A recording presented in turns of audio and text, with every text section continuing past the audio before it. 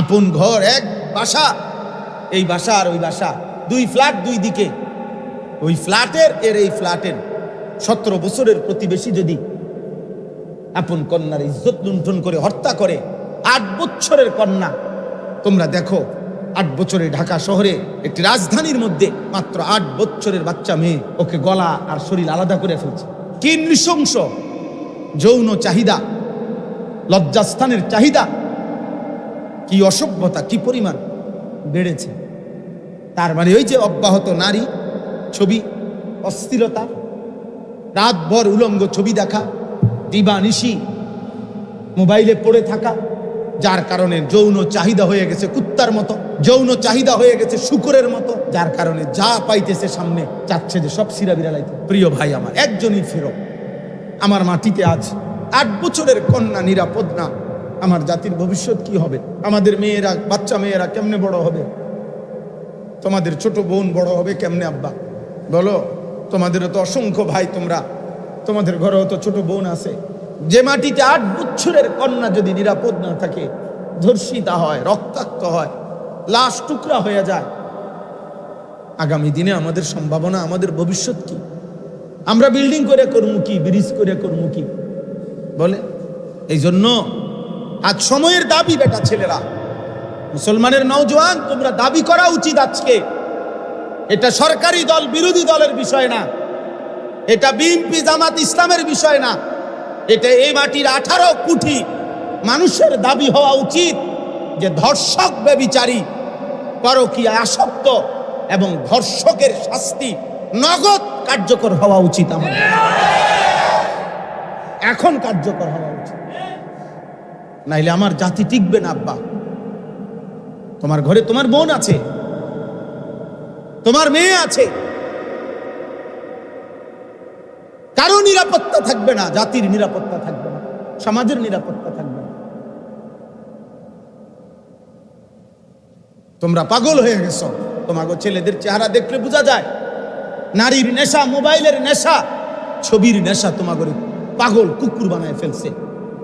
আল্লাহ নাই, নামাজ নাই, সেজদা নাই, পাক নাই, নাফাক নাই, কিচ্ছুর খবর নাই।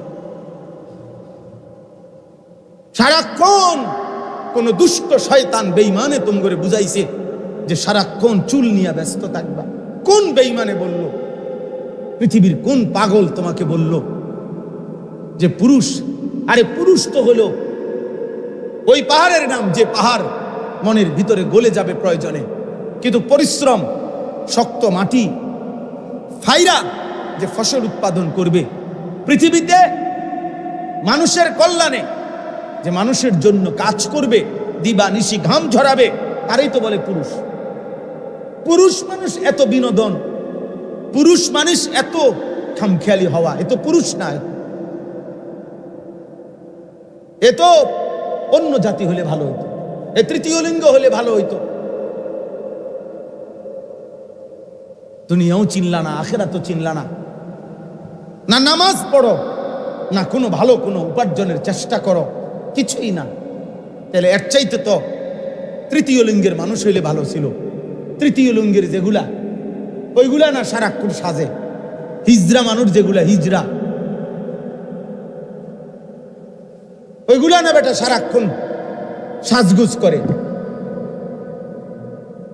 ওইগুলা না সারাক্ষণ পেখম করে, ফ্যাশন করে, দোলে লড়ে, কিরকম করে না করে। তুমি তো পুরুষ, তুমি নওজোয়ান, তুমি পৃথিবী গড়বা, তুমি এই সুন্দর সমাজ গড়বা, মানুষ তোমার কাছ থেকে নিরাপত্তা পাবে, সাহসের কথা শুনবে, অসহায়, অভাবী, দুস্থ, পীড়িত, বিপদগ্রস্ত মানুষ আশ্রয় পাবে। যুবক তার শক্ত হাতে আগলায় রাখবে, মায়ের ইজ্জতের পাহারাদারি করবে, বোনের ইজ্জতের পাহারাদারি করবে। কথা তো ছিল এই। বা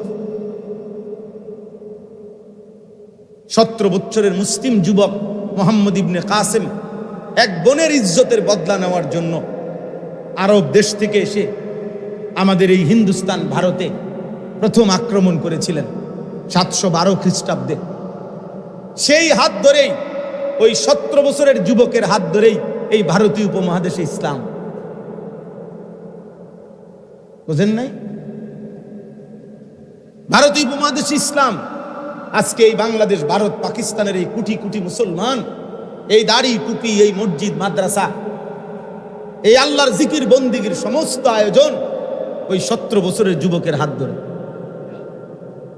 সেই উদ্বোধন করছে প্রথম রাজা দাহিরকে পরাজিত করে সিন্ধুতে ভারতের কালেমার পতাকা উড়াইছে। হ্যাঁ, আমাদের এই বাংলা মুলুকে সর্বপ্রথম এই মুসলমান, আজকে আমরা যারা, আমাদের পূর্বপুরুষদের অবদান, এর মধ্যে উল্লেখযোগ্য ব্যক্তি ছিলেন ইখতিয়ার উদ্দিন মোহাম্মদ বিন বখতিয়ার খিলজি রাহমাতুল্লাহ আলাইহি। মুসলিম যুবক তিনি, সুদূর আফগান থেকে এসে এই বাংলাদেশে ইসলামের পতাকা উড়াইছেন।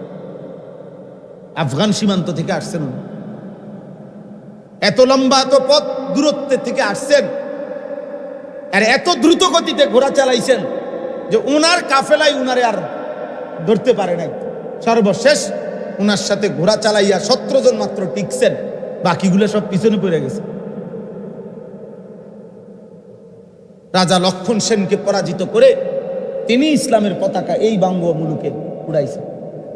আমাদের ইতিহাস আছে, আমাদের ইতিহাস সংগ্রামের, আমাদের ইতিহাস ঐতিহ্যের, সব আছিল আমাদের।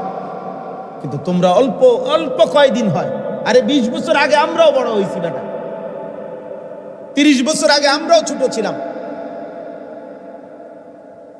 কিন্তু তোমরা এখন এসে এক সাইজের ছেলে পেলে যে পরিমাণ অসভ্যতার নোংরামি করছ, এটা গত 30 বছর আগের যুব সমাজ করে নাই।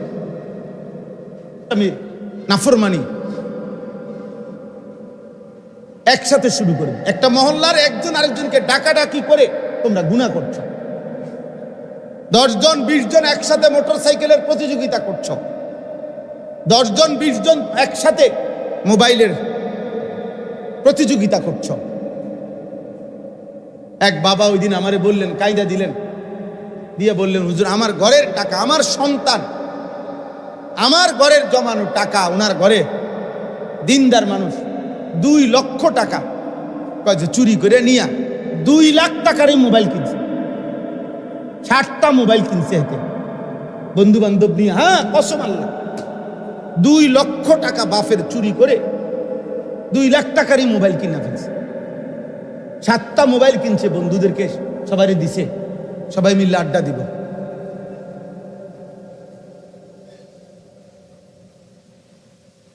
দেখতে থাকো ভাই, তোমরা দেখো 8 বছরে ঢাকা শহরে একটি রাজধানীর মধ্যে মাত্র 8 বছরের বাচ্চা মেয়ে, ওকে গলা আর শরীর আলাদা করে ফেলছে।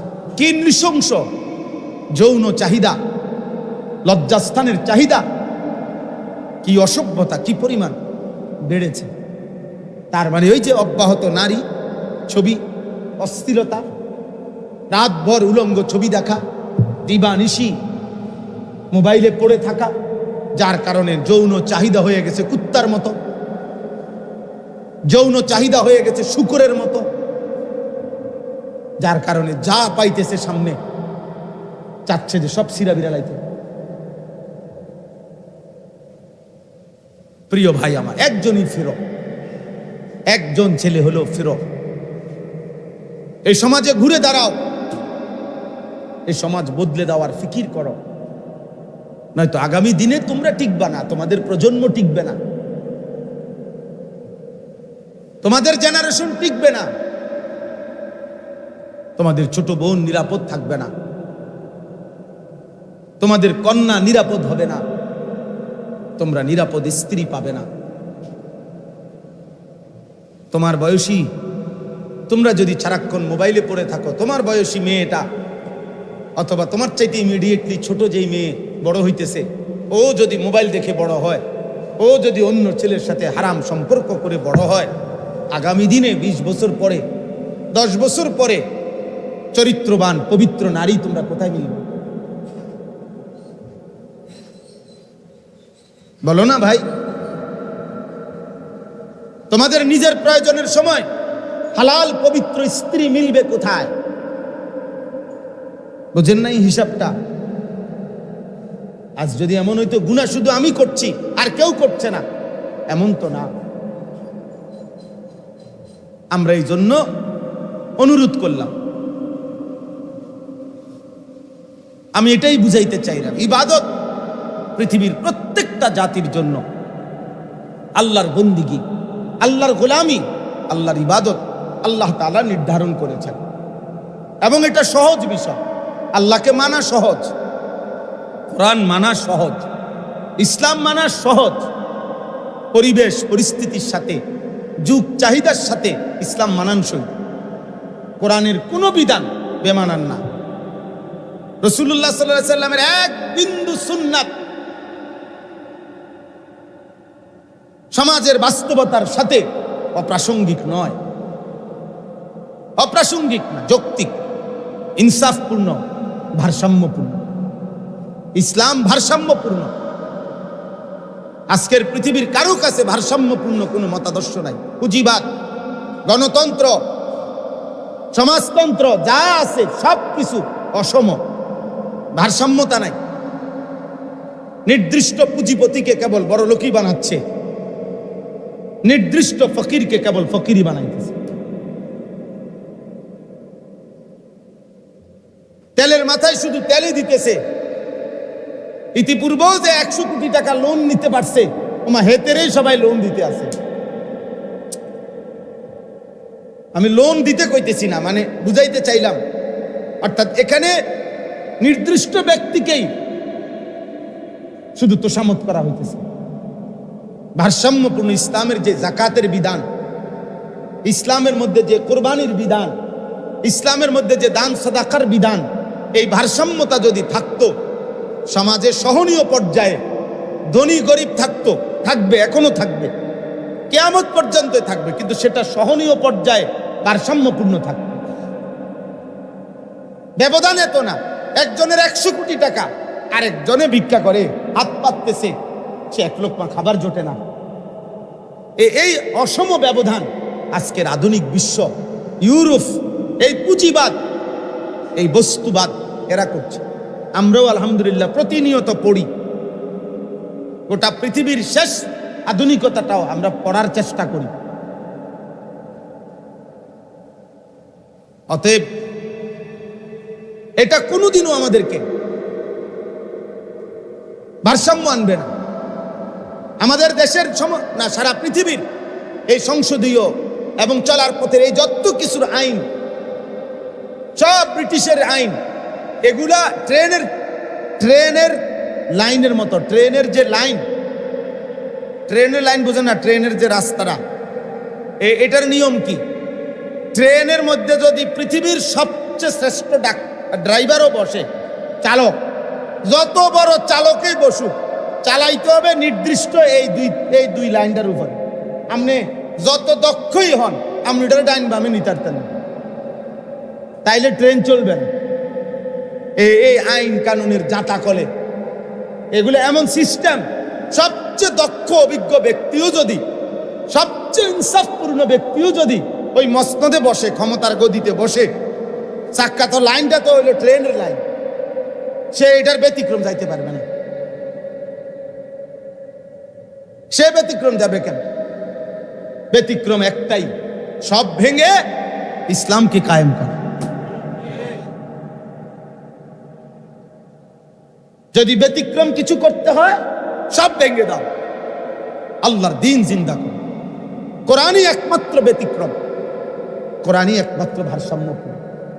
এই জন্য গোটা পৃথিবীর প্রতিপক্ষ, পৃথিবীর সমস্ত কাফের, বেঈমান, মুশরিক, মুনাফিক, মুরতাদ, নাস্তিকের প্রতিপক্ষকে ইসলাম। বলেন না কি? কোরআন। আর কোন ধর্ম আমেরিকার প্রতিপক্ষ নয়, ইউরোপের, ইসরায়েল, অন্য কারণে নিয়ে মাথা ব্যথা নাই, কারো কোনো মাথা ব্যথা নেই। মাথা ব্যথা কাকে নিয়ে? ইসলাম নিয়ে। ইসলাম এই পরশুদিন ইউরোপের একটি দেশে নারীরা বিদ্রুপ করার জন্য, এই 2 দিন হয়, আপনার খোলা মঞ্চে, নাচের ওপেন মঞ্চে, ওপেন খোলামেলা, আপনার 3 জন নারী একদম বোরখা পরে, হিজাব পরে, একদম আমরা মুসলিম মহিলারা যেভাবে কালো ঢিলে ডালা হিজাব পরে, মুখ চোখ ঢাইকা চোখ খোলা থাকে, এরকম কইরা স্টেজে আসছে সবার সামনে। আইসা আবার এটা সবার সামনে খুলে ফেলাই দিছে কাপড়টা, মানে বোরকাটা খুলছে, আরে পুরা ওই সাদা গায়িকা নায়িকা নর্তকীর পোশাক যেটা, ওইটা তার ভিতরে। এবার সবাই হাসতেছে, হাততালি দিতেছে, মানে বিদ্রুপ করছে ইসলামের বোরখাকে। আর জানে প্রতিপক্ষ ইসলাম।